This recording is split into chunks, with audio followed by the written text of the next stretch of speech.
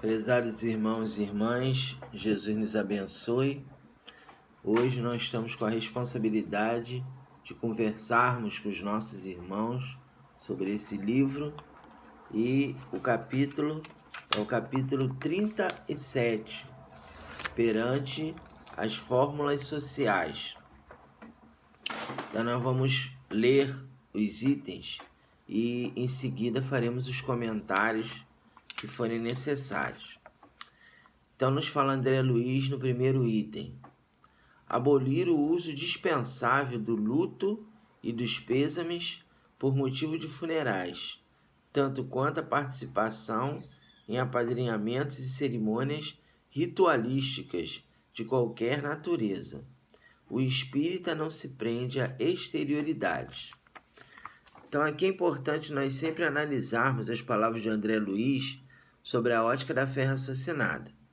É claro que se nós temos amigos nossos que não são espíritas, que não compreendem a questão que a morte não existe, é lógico que se a gente vai no sepultamento, nós vamos ter que falar alguma coisa. Como geralmente sepultamento é um momento difícil, principalmente agora, nesse momento da pandemia, em que nós temos muitas pessoas que estão desencarnando, vitimadas por essa doença, né, da Covid, então é claro que a gente pode falar alguma coisa a respeito de meus pesos, meus sentimentos. O André Luiz não está proibindo que nós façamos isso. O que ele está dizendo é que no nosso caso, quando for alguém da nossa família, do nosso círculo espírita, então não é necessário que nós utilizemos qualquer palavra no sentido de lamentar o desencarne. É isso que ele está dizendo, que nós temos que entender que o desencarne é algo que não precisa ser lamentado. Nós não temos que estar lamentando o desencarne, muito pelo contrário. Se a pessoa é um homem de bem, é uma pessoa equilibrada, nós temos aqui envolvê-lo com preces para que ele continue existindo. Nós sabemos que a vida espiritual é muito melhor do que a vida material. Os amigos espirituais das obras espíritas nos falam, o Céu e o Inferno, né, do Allan Kardec, outras obras, a série Nosso Lar, nos mostram que o mundo espiritual é muito melhor do que o mundo material. Então, por que lamentar um desencarne? Por que dar pêsames, dar sentimentos? Então, o entendimento de André Luiz é que nós temos que ter consciência de que aquele momento não é um momento de perda, é um momento de transferência para um outro plano.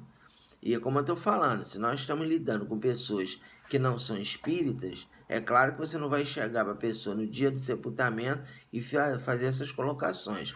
Mas ao longo do tempo, se a pessoa continuar triste, melancólica, reclamando, então também cabe a nós mostrar para a pessoa que o indivíduo ele não desapareceu, que ele não está descansando, que ele não vai ficar num local que nós não vamos ter acesso a ele em momento algum, que aquele irmão, a partir do momento que ele conseguir se reequilibrar, sair da fase de perturbação, ele poderá vir até visitar aquele que é o seu ente querido, se nós tivermos merecimento e se nós estivermos em condições. Então é essa o entendimento de André Luiz, a recomendação de André Luiz para esses casos. E outra situação é a mesma coisa, né? Então, também, se nós estamos lidando com pessoas que não são espíritas, e aí a pessoa nos convida para ir num casamento, num batizar, é claro que a gente pode ir. Ele não está proibindo nós ir. Agora, o entendimento é o seguinte: quando chegar o nosso momento de nos casarmos, de ter os nossos filhos, nós não precisamos nos prender a esses rituais de achar, não, eu tenho que batizar o meu filho, senão meu filho vai ficar pagão. Isso aí, o espírita sabe que batizar é apenas uma cerimônia que deve ser executada assim, com todo respeito, pelos nossos irmãos católicos, os protestantes. Me parece também que os umbandistas e os candomblecistas também têm rituais de batizado, mas nós espíritas sabemos que isso não representa nada, porque é apenas uma cerimônia. Naquele momento a criança nem tem consciência do que está acontecendo, né? E aí fala que a partir daquele momento ela vai ter a proteção de Deus, de Jesus. Não, independente se a criança é ou não batizada, a proteção do mundo espiritual vai acontecer naturalmente. Nós sabemos que até 7 anos de idade, o anjo guardião da pessoa, do indivíduo reencarnado, ele está ali do lado, está ajudando. A gente vê que criança, às vezes, passa por situações muito difíceis e o anjo guardião está ali para ajudar. Então, é essa a colocação de André Luiz. E lógico que se nós formos convidados por uma pessoa não espírita a ir num batizado, num casamento, numa cerimônia ritualística, claro que a gente pode ir. Agora, nós, quando chegar nosso momento de ter os nossos filhos ou de nos casarmos, que nós nos libertemos desses rituais que são desnecessários no nosso entendimento espírita. Aí aqui continua o André Luiz. Nas visitas de confraternizações, suprimir protocolos ou etiquetas pretensiosas. A confiança pede clima familiar. Aqui ele está se referindo ao seguinte: quando nós vamos participar de alguma confraternização, não precisa, por exemplo, olha, venha com determinado traje. A gente sabe que tem algumas festas que pedem, né? Você vir com traje de gala, ou de casaco, ou de fraque. Então, no nosso caso da doutrina, nós não temos que estabelecer nada. A pessoa vem com do jeito que quiser, né? E a etiqueta, essa etiqueta pretensiosa, é você, de repente, fazer uma mesa muito requintada, né? No caso de uma refeição, aí colocar não sei quantos talheres, copo de vinho, copo de água, copo de suco. A gente sabe que tem pessoas que fazem isso, né? Então, se nós temos na nossa casa toda essa porque às vezes a pessoa tem recursos financeiros, né? E tem lá a sua xícara de chá, xícara de café, xícara de suco, é tudo diversificado. Mas nós temos que ir nos libertando dessas injunções materiais, porque isso na verdade é desnecessário. O importante numa confraternização familiar, o importante numa reunião é a confraternização, é a simplicidade. Então você pode ir com a roupa que você quiser, do jeito que quiser. Claro, não vai rasgado, não vai tem que tomar banho, tem que ir com uma roupa equilibrada. Também não vai com uma roupa extremamente decotada, que você está mostrando o corpo. Tudo é uma questão de bom senso e de equilíbrio. Então nós temos que ir adequadamente, tomar banho, botar uma roupa informal, um jeans, uma camisa que você achar mais adequada para aquele momento. O que ele está dizendo é evitar o requinte, o excesso de requinte, né? Então, esporte fino, né? Às vezes a pessoa bota lá na festa, você vai dar uma festa, aí coloca esporte fino, roupa, esporte despretensioso, né? A gente às vezes tem convites de festas familiares ou festas de determinadas pessoas que especifica o tipo de traje que a pessoa tem que ir, né? E é isso que o André Luiz está falando. O espírita não precisa fazer isso. Quer dar uma festa, convida as pessoas, cada um vai do jeito que quiser, né? E não precisa estabelecer. E ao chegar na hora da refeição, da reunião familiar, não precisa botar aquela mesa cheia de complicações, né? Ou então fazer um alimento muito sofisticado, caviar, esses alimentos aí dessa cozinha mais sofisticada que nós temos.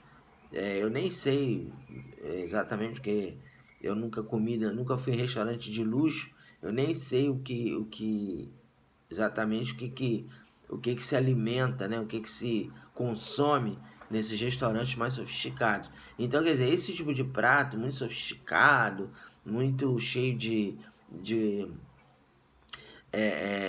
mecanismos que você tem que usar determinados talheres, isso para o espírito é uma coisa irrelevante, né? Quer fazer uma comida melhor? Faça, mas não exija da pessoa que tem que ser daquele jeito, com aquele talher, com aquele copo, com aquela taça, né? Então deixa, vamos fazer uma coisa informal, vamos respeitar o livre-arbítrio das pessoas, que a maioria não tem esse conhecimento de etiqueta, né? De sair, eu, por exemplo, não sei nada de etiqueta. Procuro, sei aquilo que minha mãe me ensinou, meu pai me ensinou, não comer com a boca cheia, não falar determinadas coisas à mesa, mas esse negócio de usar o talher A, B ou C, não sei. Então eu não posso ir num evento desse porte, se que me exija esse tipo de coisa. E o espírita tem que estar atento a isso. Aí continua aqui o André Luiz. Banir dos templos espíritas as cerimônias que, em nome da doutrina, visem a consagração de esponsais ou nascimentos. O espiritismo não pode olvidar a simplicidade cristã que ele próprio revive. Isso aqui é bem simples, né? A doutrina espírita, nos seus tempos religiosos, não faz casamento, não faz batizado, isso tudo é uma coisa que, lógico, nós respeitamos no outro segmento, mas na nossa doutrina a gente sabe que isso é desnecessário, né? Então, no casamento civil, se a pessoa que está presente, você convida os seus amigos espíritas, se você designar alguém para fazer uma prece, tá ótimo, mas não precisa ter nenhum ritual ali de botar roupa branca, vestido branco, flor de laranjeira, quer dizer, isso tudo é desnecessário, né? Por quê? Porque nós sabemos que, como ele fala aqui, né, é a simplicidade cristã que ao longo dos anos, ao longo dos séculos, foi sendo deixada de lado, e é só a gente ver, com todo respeito aos irmãos católicos e evangélicos e protestantes, o valor de um casamento, né? Quando você vai oficializar um casamento numa igreja, quanto que se gasta com roupa, com a igreja em si, o salão da igreja que também é alugado, né? Quanto que se gasta? Então é isso que tem que ser pensado, né? Então o espírita querer fazer isso, tudo bem. Agora, tem um detalhe, eu abro aqui um parêntese, né? Nós temos um amigo que a esposa dele era católica, era porque ela já desencarnou, era católica e ela exigiu dele casar na igreja. Aí ele, por uma questão de reverência ou de carinho, de amor à esposa, ele, né, fez todo aquele ritual, mas porque a esposa exigiu. Mas no caso do casal espírita, não tem que fazer nada disso. Faz a cerimônia civil, faz uma reunião fraterna entre amigos e familiares e acabou. E aí, lógico, na hora do término da união civil, se tiver alguém para fazer uma prece, alguma coisa nesse sentido, não tem problema. A questão é evitar gastos desnecessários, né? A pessoa gastar aquele dinheirão com madrinha, aí a madrinha tem que ir com roupa, aí três, quatro, aí, e veja bem, tem um detalhe que não é a regra geral, mas geralmente esses casamentos muito suntuosos acabam não dando certo. Eu tive várias pessoas que eu conheço que tiveram casamentos que tinha coro, tinha gente cantando, o rapaz tocando órgão, o casamento durou pouco tempo. Depois de alguns anos se desfez, já estão divorciados, já estão com outra pessoa. Quer dizer, o que isso significa? Mostrando que não adianta só a cerimônia, que a cerimônia em si, aquelas bênçãos, aquela coisa toda do padre, aquilo não garante que o casamento vai dar certo, né? O importante é exatamente uma união baseada no amor e no respeito. Então, continuando aqui. Afastar-se de festas lamentáveis, como aquelas que assinalam a passagem do carnaval, inclusive as que se destacam pelos excessos de gula, desregramento ou manifestações exteriores espetaculares. A verdadeira alegria não foge da temperança. Então, o livro Nas Fronteiras da Loucura, do nosso irmão Divaldo Pereira Franco, ele nos fala os bastidores espirituais do carnaval. Então, com todo respeito também aos irmãos que gostam do carnaval, né? Que a gente sabe que tem muita gente que gosta, tá muita gente ansiosa para voltar à dita normalidade com os desfiles. Nós espíritas não devemos participar desses eventos, porque nos bastidores espirituais existem irmãos menos esclarecidos que se aproveitam daquele momento para gerar, às vezes, obsessões que vão ser decisivas na vida daqueles indivíduos. Porque o que ocorre?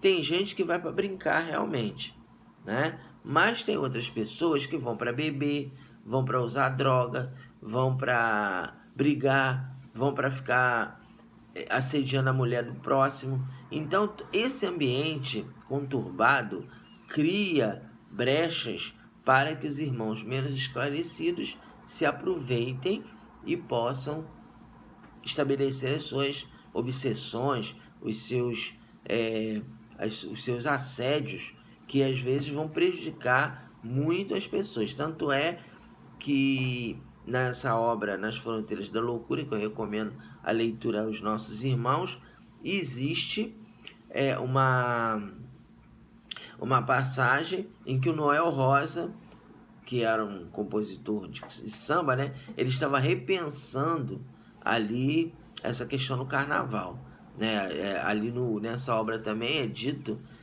pelo Manuel Filomeno de Miranda que nessa época do carnaval, o Dr. Bezerra de Menezes, ele monta um hospital fluídico acima do Campo de Santana, ali na Central, porque era naquela época que o desfile era ali na Presidente Vargas, né? Deve estar ainda no mesmo lugar, porque o Sambódromo também é perto.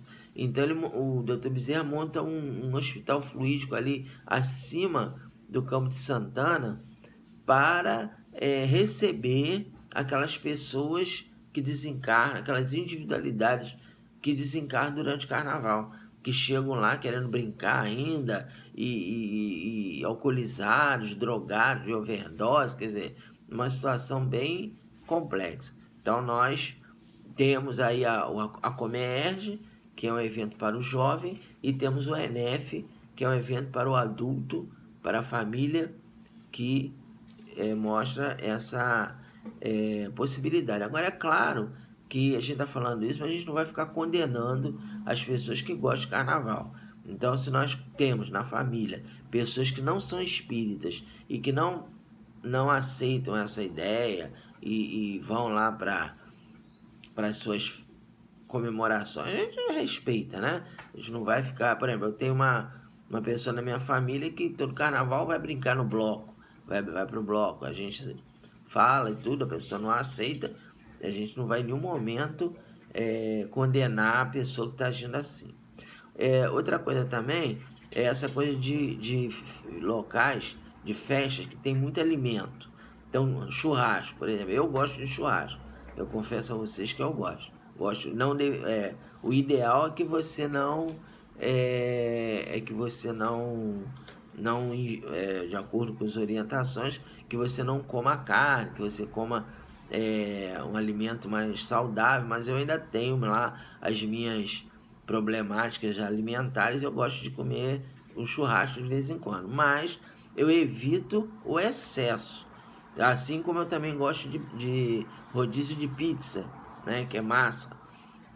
Então nós espíritas, pelo que o André Luiz está falando, nós podemos participar, mas nós temos que ter cuidado com os excessos. Não vou lá comer 3 quilos, 5 quilos de carne, me entupir de carne porque eu gosto de churrasco. Nem vou comer também massa em excesso porque eu gosto de pizza. Então nós temos que ter esse cuidado de evitar o excesso. O ideal é nós irmos nos libertando desses condicionamentos. Mas como a gente nós somos espíritos imperfeitos, e a gente não adianta ficar aqui falando para vocês que eu não como carne. Eu como carne, eu gosto de carne e gosto de massa,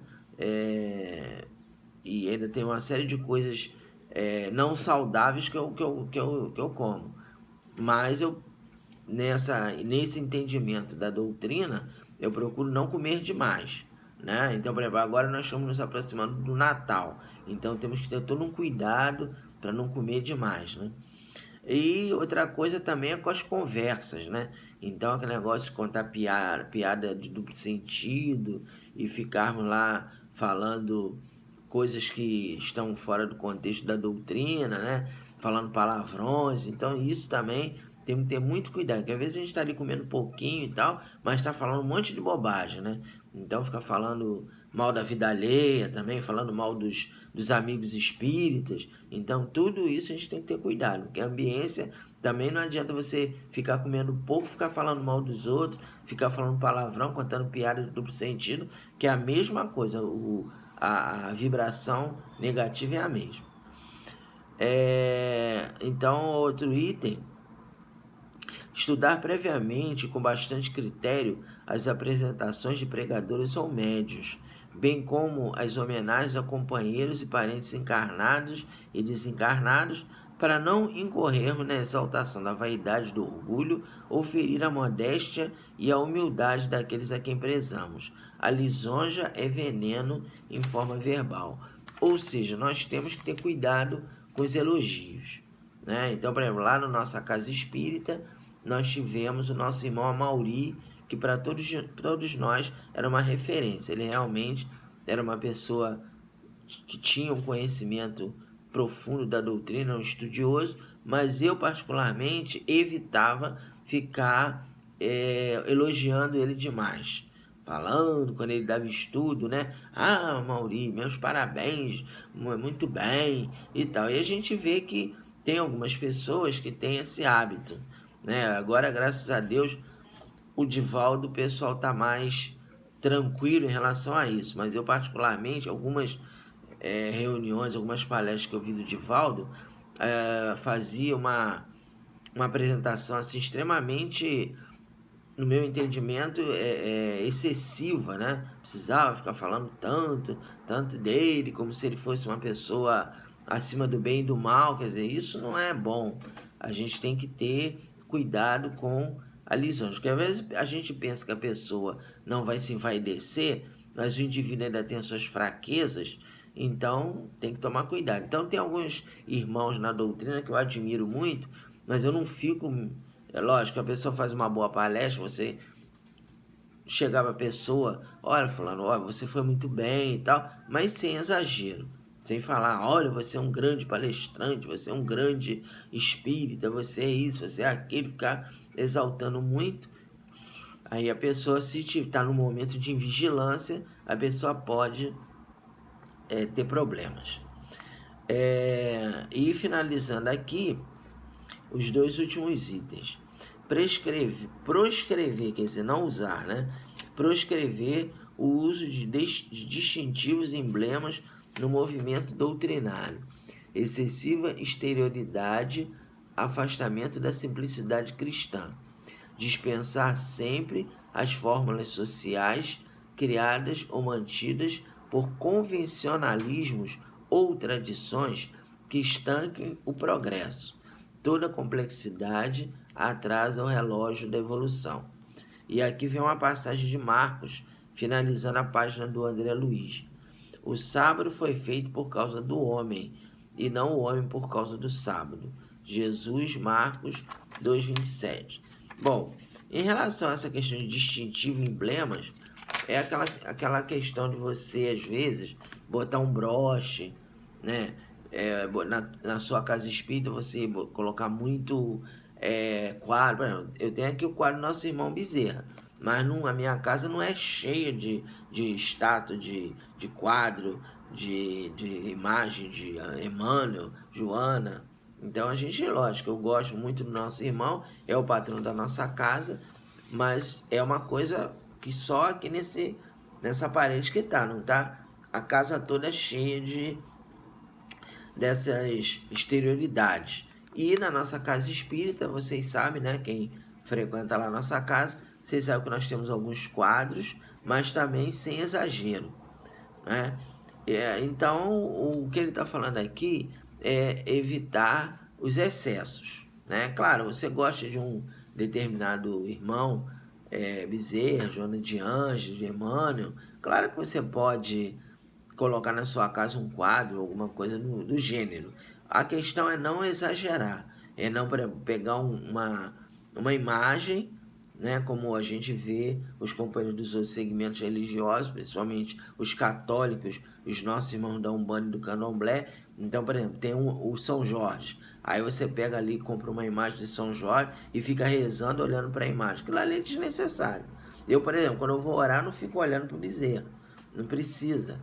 O bezerro está ligado pelo pensamento, quando ele estabelece uma sintonia mental. Não precisa ficar olhando para ele e ficar de mãos postas, rezando na frente da imagem. Então, o que ele está falando é isso, é nós nos libertarmos dessas exterioridades. Nós temos que compreender que a ligação com os nossos amigos espirituais é mental, é uma concentração íntima. Nós temos que olhar para dentro de nós, nos concentrarmos e orarmos sem exagero, né? Sem exterioridades excessivas.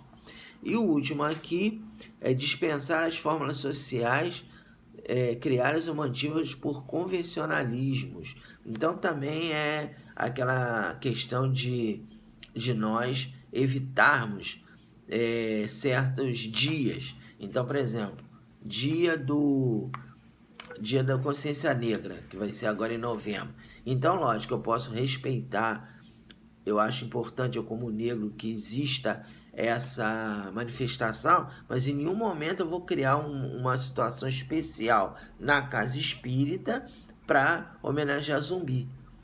Não é isso que ele está falando aqui. Então não vou, por exemplo, dia da bandeira. Então não vou fazer lá na casa espírita o dia da bandeira. Pegar o dia da bandeira e fazer lá uma cerimônia, cantar música. Enfim, nós temos que ter esse cuidado de evitar a complexidade de manifestações, né? Nós temos que ter essa questão de, claro, o dia do aniversário da nossa casa, como nós tivemos. Claro que você vai comemorar, mas uma coisa simples, sem excesso, sem exageros, sem ficar exaltando a nossa casa. Olha, a nossa casa é muito boa, a nossa casa faz muita caridade. Isso aí é desnecessário. A caridade que é feita lá são os amigos espirituais que fazem. Nós somos apenas assessores. Então nós não temos que ficar exaltando o trabalho que a nossa casa realiza, né? E aqui, essa conclusão do nosso irmão André Luiz Retirado de Marcos, né? O sábado foi feito por causa do homem, e não o homem por causa do sábado. Porque entre os judeus estabelecia-se que o sábado era o dia consagrado ao Senhor, mas que nós não precisamos, por exemplo, estabelecer um ritual. Hoje é dia de eu ir no centro, então eu tenho que chegar, tenho que tomar um banho para limpar o meu corpo, para limpar a minha alma, tomar um banho de sal grosso, eu tenho que colocar uma roupa branca. Então é isso que ele está falando, né? Não precisa essas manifestações externas. Então a gente vê, por exemplo, tem pessoas que são de outro segmento que toda sexta-feira fica de branco, não é isso? Toda sexta-feira a pessoa tem lá as suas devoções, aí sexta-feira é dia de andar de branco. O espírito não precisa disso, né? Essa coisa, olha, você não pode apresentar o programa de preto ou de uma roupa escura, que senão cria energia negativa. Desnecessário, né? Você não pode ir para o centro vestir de preto, porque isso atrai coisa negativa. Também desnecessário. Então, o que o André Luiz está falando é que essas fórmulas, né, esses convencionalismos, essas tradições são desnecessárias. É claro que ao frequentar a casa espírita, nós temos que ir com uma roupa adequada, mas não precisa ir com uma roupa branca ou com colocar nada no pescoço, né? Eu vou com a minha guia de São Jorge no pescoço. Não precisa. A gente sabe que isso é desnecessário. Bem, meus irmãos, então era isso que nós tínhamos que conversar com os nossos irmãos. Que Jesus nos abençoe e até o próximo estudo.